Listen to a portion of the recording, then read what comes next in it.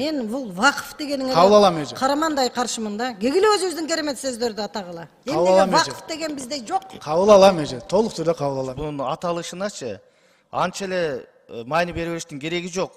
Мектеп, китеп, адеп, дүнүйө, напси бардыгы араб тилинде.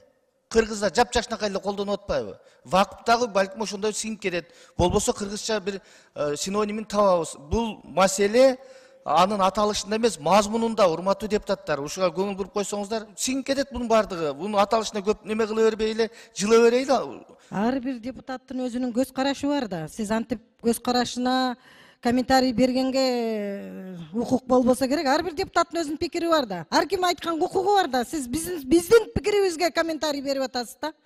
Эми чеги болот да мындай тыюу салуунун дагынчы. Эми мен жумшак айтып атам менчи. Анчалыкка барбайлы бири-бирибизди сыйлайлы. Ар ким өзүнүн пикирин айта алат да. Жанда таптакыр эле добуш берип коюп эле талкуу кылбайлы кете берели анда мыйзамдарды. Келгиле анда 3 окуудан 1 өткөрүп салалы бүгүн. Камила Абдуразаковна, биринчиден мен сиздерге комментарий берген жокмун. Атыңыздарды атаган жокмун. Жөн эле сүйлөй бересиңер чыгып алып. Эч кандай сиз өзүңүз маани берсеңиз, сиз туура эмес чыгып атасыз. Мен сизге комментарий берген жокмун. Кыргыз тилинде күйсө менчеликкөр айтышпай отуруңуз эже.